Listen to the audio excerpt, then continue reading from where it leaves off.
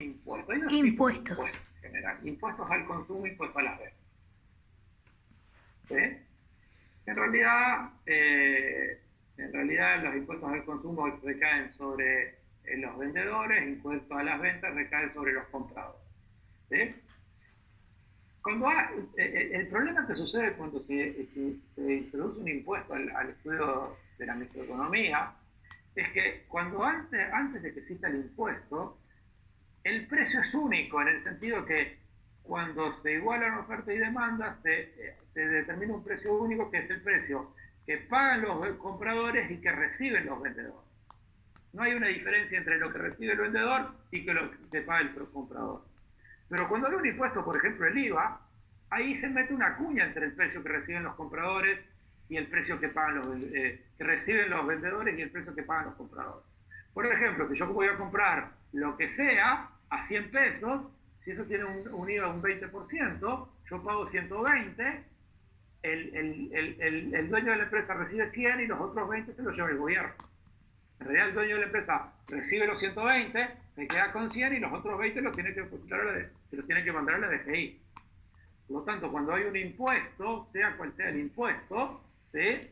Lo que paga, el precio que pagan los compradores no es el precio que termina recibiendo el vendedor, sino que lo que recibe el vendedor es un poquito menor, porque le tiene que descontar el impuesto. ¿Eso se entiende o no? Sí. ¿Sí? Bueno, otra pregunta es qué pasa con la cantidad de equilibrio cuando hay un impuesto, cómo se ven representados los precios, y vieron que acá hablo de precios, no de precios, justamente por esa dualidad, cómo se ve la cantidad que se comercia, quién paga el impuesto y qué pasa con los excedentes del consumidor. De hecho, en general, ahora no tanto, pero antes, cuando se hacía una ley, las leyes las hacían generalmente los abogados, entonces se decía, bueno, se pone un impuesto a determinado producto pensando que el impuesto lo iba a pagar el consumidor que compraba ese producto y en general en realidad lo terminaba pagando el productor.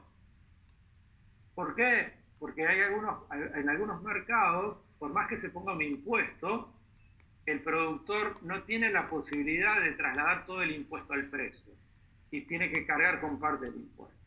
Sobre todo si la demanda es muy inelástica, porque si pasa todo el impuesto al precio, pierden muchos clientes y terminan perdiendo plata. Y es preferible que él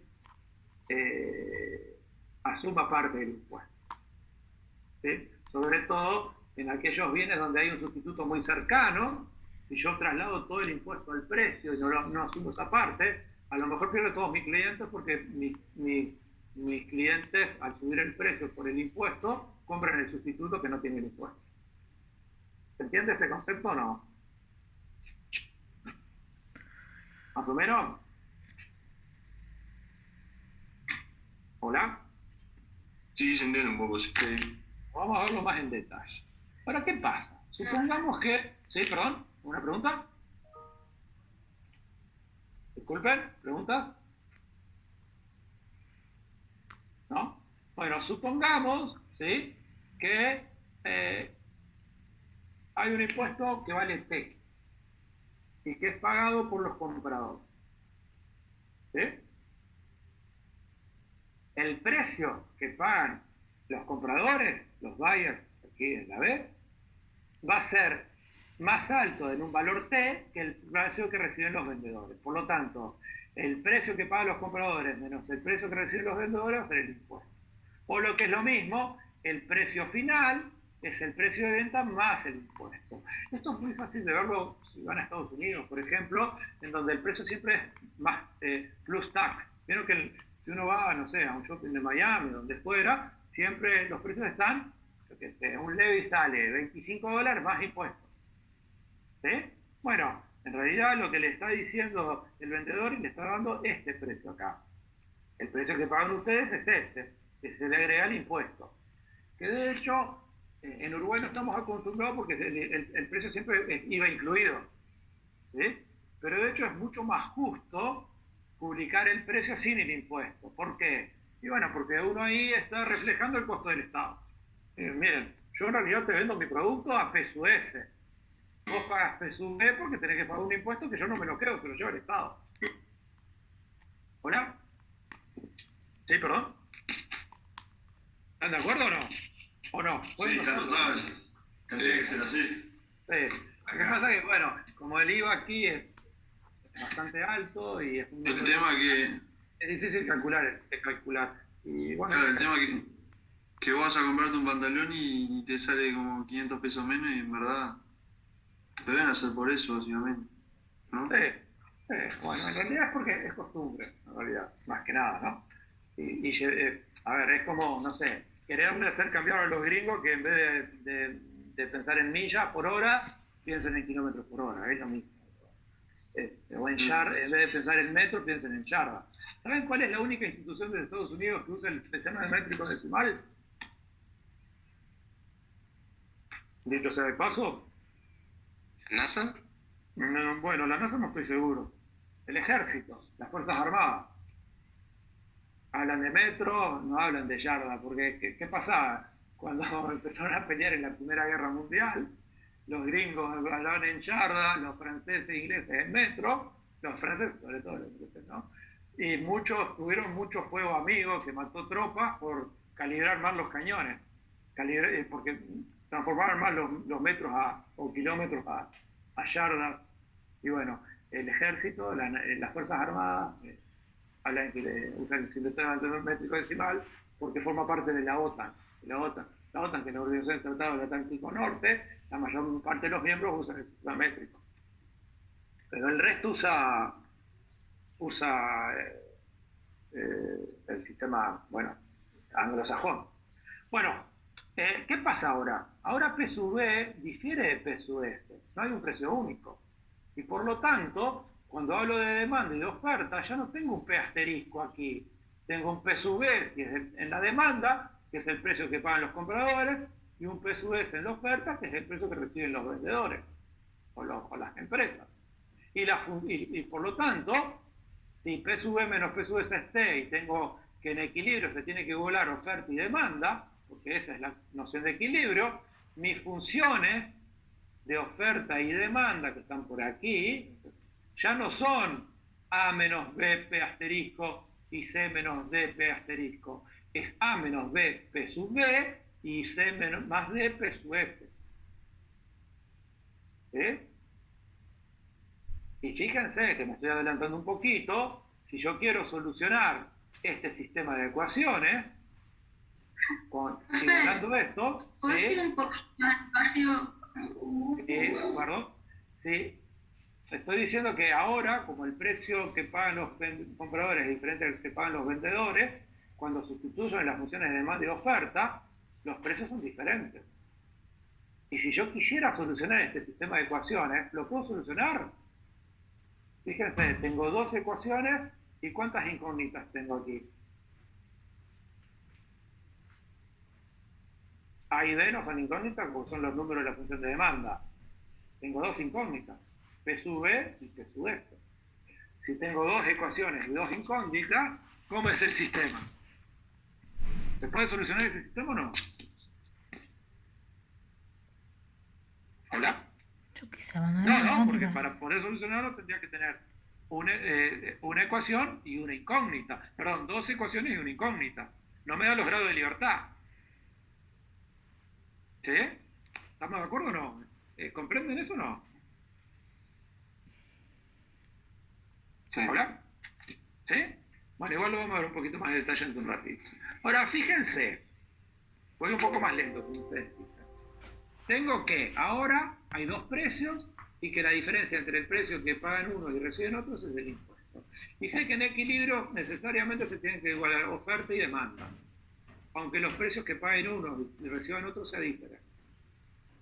¿Sí? ¿Qué va a pasar? ¿Cómo soluciono esto? Bueno, fíjense. Y esto es simplemente información. Después, el tema de cuándo se traslada una curva en el tema de impuestos no lo vamos a ver en detalle, eso se ve en micro avanzada, pero ¿cuál era la regla de oro que yo les decía que hacía trasladar una curva en un gráfico? ¿Qué tenía que pasar? Tenía que cambiar una variable que ¿qué? Que no esté representada en los ejes. Que no esté representada en los ejes, es decir, que sea exógeno. T no está representada en los precios. Yo acá tengo el resultado del precio. Si T cambia, si se pone un impuesto a un bien, hace trasladar las curvas, porque T no es ni P ni Q. Entonces, un impuesto sobre el consumo, ¿sí?, hace trasladar en general la curva de oferta hacia arriba. Y no voy a explicar por qué, porque excede este curso. Simplemente esto lo tienen que recordar. Y no es problema porque todos los parciales son con material ahí.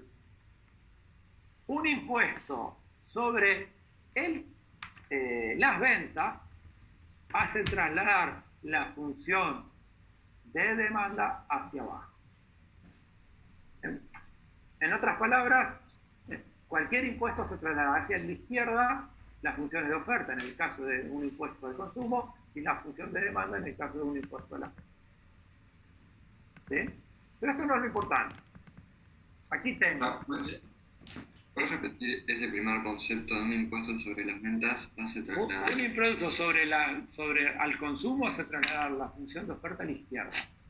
Y por lo tanto, si se traslada a la izquierda, tiene que ir hacia arriba necesariamente. Un impuesto sobre las ventas hace trasladar la función de demanda hacia la izquierda y por lo tanto hacia abajo.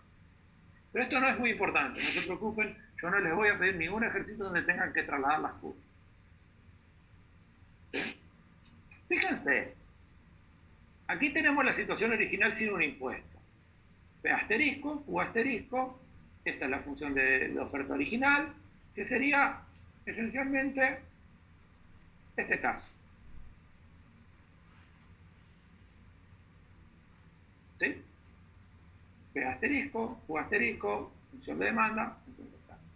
Se pone un impuesto sobre el consumo. Se traslada la función de oferta hacia arriba, como dije, ¿no? No importa por qué, no importa en esta materia. Lo que sí va a importar es el resultado, no la dinámica. La función de oferta ahora corta aquí, donde esta es la cantidad que se transa en el mercado o un precio que pagan los compradores de este valor. Fíjense que sube el precio y baja la cantidad que se transa, ¿no? ¿Por qué? Porque se demanda menos, en realidad. Ahora bien, ¿cuál es el precio que pagan los compradores? P sub B. ¿Cuál es el precio que reciben los vendedores? P sub S. Esta diferencia entre P sub B y P sub S es el impuesto. El área de este rectángulo, que está formado por este rectángulo un poquito más grande y este un poquito más chiquito, ¿qué les parece que es? Acuérdense que el área en cualquier cuadrante que de un lado tenga Q y el otro tenga P es plata, porque es P por Q. Es el valor del impuesto por la cantidad de vida del bien. Es la recaudación del Estado. Es lo que se recauda por el impuesto. Supónganse que se venden 10 unidades a 15 pesos. Y que 5 es el impuesto. Y que 10 es lo que reciben los empresarios. 15 menos 10 es 5. Por 10, 50. Esta área sería 50 pesos de impuesto. ¿Me siguen o no? Ahora, me confundí. ¿Qué significa la diferencia entre lo de los vendedores y los compradores y del área?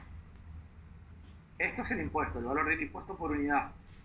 P sub V menos P sub S es el valor del impuesto por unidad del bien. Si multiplico por la cantidad que vendo lo que cada bien tributa de impuestos, tengo el total de impuestos que recauda el gobierno. 5 por 10, 50 pesos. Si valiera 15 y 5 por el impuesto. ¿Entiendo o no? Sí, era eso nomás, gracias. Preguntas, comentarios, no quiero seguir avanzando si no se entiende hasta aquí. ¿Sí, Lucía? Si podés explicarlo una vez más. ¿Cómo no? A ver, se pone un impuesto, la cantidad baja porque sale más el día. ¿Sí? De hecho, ahora la cantidad pasa de Q a Q sub T y el precio que pagan los consumidores es P sub D, que está sobre la función de demanda, porque son los consumidores. El precio que cobran, que reciben los productores es P sub S. P sub S menos P sub S es T por Q sería el área de estos dos rectángulos, que es lo que se recauda por el impuesto. Pero respecto... No. Sí. ¿Qué pasa respecto a la situación inicial? Fíjense que respecto a la situación inicial, en este caso, los consumidores pagan un precio mayor y las empresas reciben un precio menor que el precio que recibían en equilibrio cuando no había el impuesto. De hecho, este rectangulito que está aquí arriba es la parte que le toca del impuesto pagar a los consumidores. Y este rectángulo un poco más pequeño, por cómo está dibujado esto, es la parte del rectángulo del impuesto o la porción del impuesto que le toca afrontar a los empresarios. ¿Sí? Sí. Ahora, lo mismo, algo muy parecido pasa cuando el impuesto es sobre las ventas, no sobre el consumo, pero en vez de subir la función de oferta, baja la función de demanda. Entonces pasa lo mismo, es muy parecido. No vamos a ver esa diferencia en este curso, pero es para que lo sepan. Ahora veamos quién paga ese impuesto y cómo incide el impuesto entre compradores y vendedores. Vieron que acá ya no se traslada, ya no tenemos los traslados de las curvas, simplemente tenemos la cantidad original y el precio original. Cuando hay un impuesto como el precio que pagan los compradores, hay menos demanda, la cantidad que se transa es menor. Este es el precio que pagan los compradores, este es el precio que reciben los empresarios, y esta diferencia es el impuesto. ¿Sí? Fíjense ahora que de hecho la parte verde, que es un poquito mayor por cómo está dibujado este gráfico, es la parte que pagan los compradores del impuesto, y la parte rosada es la parte que afrontan los vendedores del impuesto, porque no pueden trasladar todo el impuesto al precio por determinadas razones. Después vamos a ver cuándo lo pueden hacer y cuándo no. ¿Sí? Pero lo que recauda el Estado, parte lo pagan los compradores, parte lo asume como un costo de los vendedores. En este caso, ven que la parte verde es un poquito más grande que la rosada, por lo tanto, una parte mayor del impuesto lo pagaron los compradores, o sea que se pudo trasladar la mayor parte del costo impositivo hacia los compradores. El vendedor fue sobre una partecita. Insisto, después vamos a ver por qué puede suceder. ¿Pero se va entendiendo o no? ¿Se entiende que esto es el valor del impuesto y lo que paga cada uno? Fíjense que antes del impuesto, el excedente del consumidor era este triángulo, ¿verdad? ¿Estamos de acuerdo o no? Sí. Y después del impuesto, el excedente del consumidor es este triángulo más chiquito. De hecho, el impuesto lo que hace es sacarle el excedente del consumidor a los consumidores que siguen comprando el bien, después del impuesto, y trasladárselo al gobierno. El gobierno se queda con parte del excedente del consumidor. Pero, ¿era todo el triángulo ese o con base en el precio fijo ese? No, no. CNP, Antes del impuesto, el excedente del consumidor, vamos a un ejemplo sin impuesto, antes del impuesto, el excedente del consumidor es este. Es todo. Por eso. Hasta la mitad. Hasta el asterisco. Es que no se había entendido que habías dicho todo el triángulo. No. Hasta abajo. No. Lo de abajo es excedente del productor. Esto es excedente del consumidor. Ahora es esto. Sí. Existe algo que se llama excedente del productor, que no lo vimos todavía, pero es el área que está por encima de la función de oferta y por debajo del precio. Antes del impuesto sería este, después del impuesto sería este. O sea que los impuestos lo que hacen es, en mayor o menor medida, reducir el excedente del productor o del consumidor y del consumidor. Lo vamos a ver dentro de un ratito. De hecho, una parte, porque hay otra partecita del excedente del consumidor, que es este triangulito aquí, o esta partecita del excedente del productor, que es este triangulito aquí, que se pierde y el gobierno no se lo lleva, y eso se le llama pérdida muerta, que es la pérdida que produce la falta de eficiencia del impuesto en el mercado. Ya sabemos por qué se pierde esto y nadie lo gana. Porque el impuesto, al hacer subir el precio, estos que venían comprando el bien y tenían un excedente, lo dejan de comprar y por lo tanto pierden ese excedente. Pero nadie lo gana, no se lo lleva el gobierno. Se fuma del mercado. Porque no puede haber excedente de aquello que no se vende. Que es la diferencia entre el justo y. Después vamos a ver por qué se pierde el excedente del productor cuando veamos teoría de la fiesta. ¿Preguntas, comentarios? Voy muy rápido, tengo que repetir algo.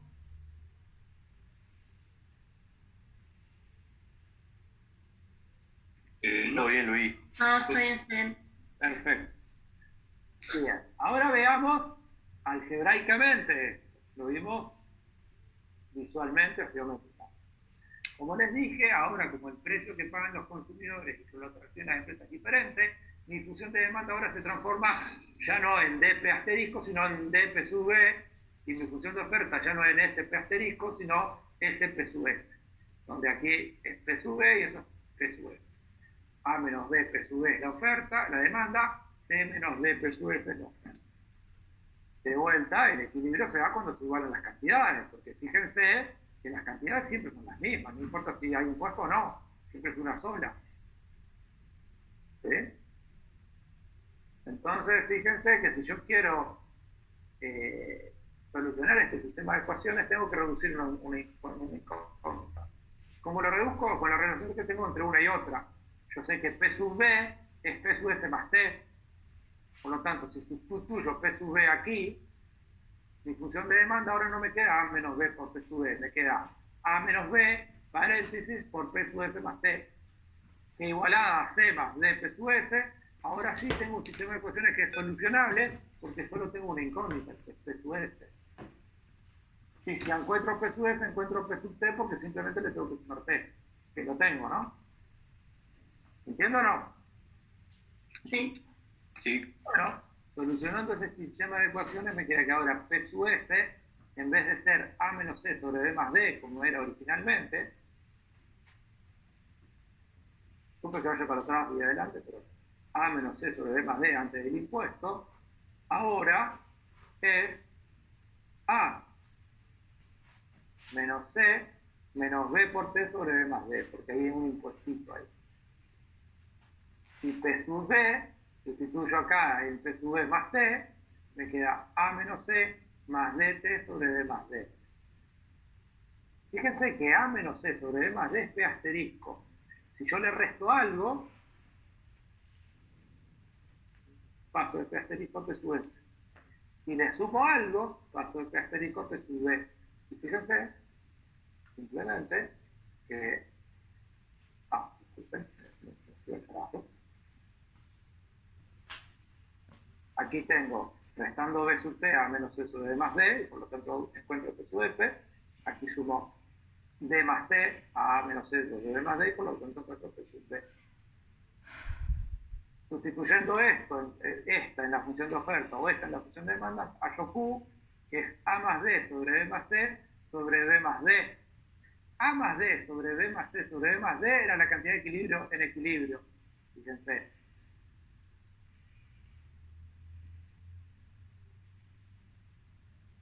Que es esta que está aquí. A por D sobre D, AD más BC sobre D más D, cantidad de equilibrio. Si yo le resto algo, voy a hallar la cantidad con impuestos que es un poquito menor. ¿Qué le resto a AD más BC sobre B más D? Le estoy restando DT, D por T, porque, perdón, disculpen, DDT, AD más BC sobre D más D, la cantidad de equilibrio. Si yo le resto algo que es positivo, me da una cantidad menor. Paso de aquí a aquí, que es esa cantidad. Esta diferencia, de hecho, es B por D por T. Muy complicado. Como trabajo domiciliario, para no es muy complicado, ¿o no? Es que se me hace confuso. Siempre es que cuando explican cosas o si solo con letra se corta. lo que ve más. Se corta, perdón. Tenés O sea, si no lo cortó. No te oigo. No sé si tenés prendida la cámara o no, pero se me cortó. Hola. Hola, ¿sí? Hola. Sí, ahora sí. ¿Se escucha? Sí, perfecto. Hola, sí. ¿Sí? Hola. Hola, hola. Sí. Ahora sí creo que está bien. No, que yo decía que a mí se me complica cuando tipo, solamente saca tipo con letras. No, yo necesito tipo prácticos, tipo con números, porque si no me confundo todo. Sí, sí, vamos a práctico, no te preocupes, pero las letras son números, ¿eh? Si A vale 2, Ah, sí, T obvio. vale 3, T vale 5 y vale 0,5, esto termina siendo números. ¿Sí? Ah, obvio. Sin duda. Sí, de hecho, son números. Bueno, muy bien. Igual vamos a hacer práctico en la próxima clase, no te preocupes. De hecho, fíjense Dale, que de lujo. esta diferencia entre PB y P asterisco y P sub B, como P asterisco es A menos C sobre B menos D, la diferencia entre P sub S y P asterisco es BT sobre B más D, es esta. Esto aquí es P asterisco. Esto aquí, BT sobre B más D, que es esto, es la diferencia entre P asterisco y P sub S. Y la asterisco entre P sub B y P asterisco, es decir, esta diferencia, fíjense que es DT sobre B más D, es esto. DT sobre B más D, porque A menos C sobre B más D es P asterisco. Y eso lo hacen restando cada uno de los precios, ¿no? Como ven, lo que pague cada uno del impuesto va a depender esencialmente de la pendiente de la curva de oferta o de la curva de demanda, que es esto, B o D, que es lo que aparece aquí, D o B. No importa, vamos a ver esto más en detalle cuando hagamos práctica. Bueno, esto es simplemente un resumen de lo que vimos. El impuesto que recauda el gobierno, que es, disculpen mucho, que es el área, la suma de estos dos rectángulos, es T, que es el valor de impuesto por la cantidad que se vende. Es base por altura de este rectángulo. La base es Q sub T, la altura es P sub E menos P sub S, que es T por Q sub T, que es el total que recauda el gobierno. En este caso es T mayúscula, T por Q sub T. ¿Qué es T por Q sub T? ¿Qué es esto? Bueno, no importa eso, lo vamos a ver después. Supónganse, ¿perdón? Lo de la T mayúscula es lo que recauda El gobierno. ¿Sí? Es del área de este rectángulo, de la suma del verde más del rosado. ¿Sí? Bueno. Preguntas, comentarios, muy complicado. No se preocupen que en la próxima hacemos práctico. Vamos a terminar el práctico 5, vamos a seguir con, voy a hacer yo en un pizarrón, porque voy a estar en la universidad, de hecho, o si no, el pizarrón que está aquí, el ejercicio. Ahora bien, ¿sí? ¿Alguna pregunta? No, sí. Sí. ¿Ya hay algún ejercicio de esto disponible? Sí. En el práctico 5, el que no dice inicial, el otro. Ah, bien, Y perfecto. en el inicial también hay alguna pregunta. Donde dice impuesto aparece esto. Vamos a seguir con el inicial. El práctico 5 es el más complicado, vamos a ver después. En la clase que viene seguimos con el inicial. Sí, al final, donde dice teoría del consumidor completa y con impuestos. Bien. ¿Y las respuestas están? No, todavía no. No, no podemos hacer. Pero para bicharlo igual. Sí, lo pueden ir haciendo y cualquier cosa me consigue. Ahora Claro. bien, fíjense que como está dibujando acá el gráfico, esta demanda es bastante elástica, porque es bastante horizontal. Y esta oferta también, aunque son un poco diferentes, ¿sí? Esta capaz es un poco más inelástica que esta. La cantidad que asume cada uno del impuesto es más o menos parecida. Esta es un poquito mayor, pero no mucho. Ahora fíjense qué pasa si la demanda es muy inelástica. Si la demanda es muy inelástica, es decir, es más vertical, generalmente la parte que paga la parte mayor del impuesto recae sobre los compradores.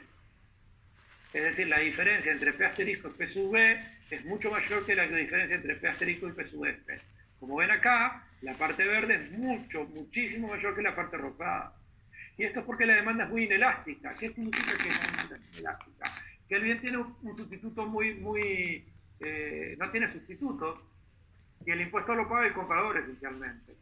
Y es por eso que el impuesto lo tienen, por ejemplo, las naftas. ¿Por qué la nafta tiene INESI? Y porque la mayor parte del impuesto no lo tiene que pagar ANCAP, lo paga el que ve el consumidor final, el que compra la nafta en la estación de servicio. ¿Sí? Y en general los impuestos específicos se fijan sobre bienes que tienen demanda muy inelástica, es decir, que no tienen sustitutos muy cercanos, porque primero, se baja poco la cantidad de equilibrio por el impuesto. Y segundo, la mayor parte lo paga el consumidor. Es decir, el productor o el empresario puede trasladar la mayor parte del impuesto al consumidor. ¿Esto se entiende o no? ¿Tiene lógica económica para ustedes? Sí. Porque el consumidor no puede escapar del impuesto. ¿Cómo podría escapar del impuesto? Si pudiera comprar un bien que no tiene el impuesto y sustituye ese bien que dejó de comprar. Pero si mi auto en marcha nafta, y yo no tengo un auto eléctrico, no puedo ponerle agua. ¿Me entiendes? Claro, sí. Y bueno, No. quedó en la trampa de pagar el impuesto. Podré comprar menos nafta, pero algo voy a tener que seguir comprando, si no tengo que vender el auto. ¿Para qué lo voy a tener si no lo uso? ¿Sí? ¿De acuerdo? Bueno, muy bien. En cambio, si la demanda es perfectamente, si la demanda es perfectamente inelástica, como en el ejemplo de la insulina, todo el impuesto lo paga el consumidor. Y el productor o el vendedor traslada todo el impuesto al consumidor. Y la diferencia entre PSV y PSUS es el impuesto. ¿Por qué? Y porque el tipo se va a dar cuenta de que no importa el precio que yo le ponga, esa persona está necesariamente, va a tener que comprar ese bien. Y no va a bajar la cantidad que yo venda ese bien, no importa el precio que yo ponga. Y por lo tanto, si lo tengo que subir porque me puede ser un impuesto, traslado todo el impuesto al precio y listo. Y me lavo las manos. Aquí ya no hay dos triángulos de una partecita que asume el empresario y otra el consumidor. Aquí la paga todo el consumidor. Cuando la elasticidad de la demanda es cero. Entonces, no importa cuánto cambia el precio, la cantidad no cambia. ¿Tiene lógica para ustedes si fueran el empresario o no?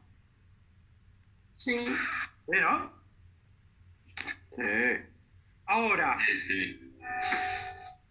bueno, el otro extremo de cuando la demanda es finitamente elástica no lo vamos a ver porque es un poco complejo de ver en la parte de producto. Que vean el 2. ¿Por qué les digo todo esto?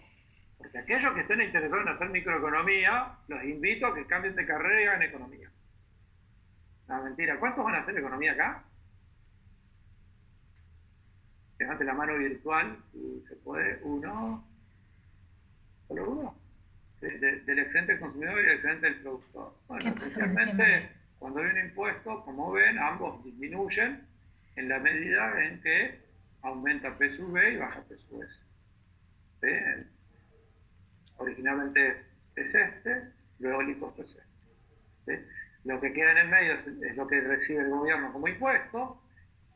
Esto es, de hecho, la suma del excedente del productor y del consumidor total antes del impuesto, es lo que se llama bienestar total de un mercado, que es máximo únicamente en competencia perfecta y sin impuestos. Y luego, este triangulito aquí que queda en naranja, es la pérdida meta en un impuesto. ¿Por qué neta? Pérdida total. ¿Por qué pérdida? Porque lo pierden los consumidores y los productores y nadie lo gana. Y se produce porque hay un impuesto, hay menos comercio o menos cantidad comerciada en el mercado. ¿Sí? Que baja de curso asterisco a curso C. ¿Sí? Se llama peso muerto o pérdida muerta, pérdida social también de un impuesto. Es muy parecido a lo que sucede en monopolio. De hecho, después nosotros vamos a ver que el fijar un monopolio en un mercado es como fijar un impuesto. Sucede lo mismo, hay una pérdida neta muy parecida. Bueno, en el caso de que la demanda sea perfectamente inelástica, el excedente del consumidor, de hecho, es infinito. Porque como es inelástica, el tipo está dispuesto a pagar lo que sea por la insulina. Como paga lo que tiene que pagar, en teoría el excedente del consumidor es infinito, pero cuando hay un impuesto se ve reducido en la magnitud del impuesto. ¿Sí? Y el excedente del productor sigue siendo el mismo, sigue siendo grande, porque se traslada todo el impuesto al consumidor, en el caso de que la demanda sea perfectamente inelástica. Bueno, y esto es lo que quería darles de teoría del consumidor. Acabamos de terminar el primer tema del curso, quedan dos, teoría de la firma y mercado, y bueno, alguno más que vamos a ver que va a ser externalidades y problemas de información. Son esos temitas extras que, ¿se acuerdan que lo dije? Que son opcionales para los profesores que vamos a dar. Y bueno, terminamos el primer tema. Que no llegó casi la mitad del curso, pero es el tema más importante, ¿no? Van a ver que teoría de la firma, como utilizamos el mismo instrumental matemático y gráfico, se va a dar mucho más rápido, porque muchas cosas ya las van a tener incorporadas a su razonamiento. ¿Preguntas, comentarios? ¿Fue muy intensa la clase de hoy? Un poco. Bueno, entonces... No, sí. Bueno, les pido ¿Qué capítulo es, profe? Sí, sí. 16. El que dice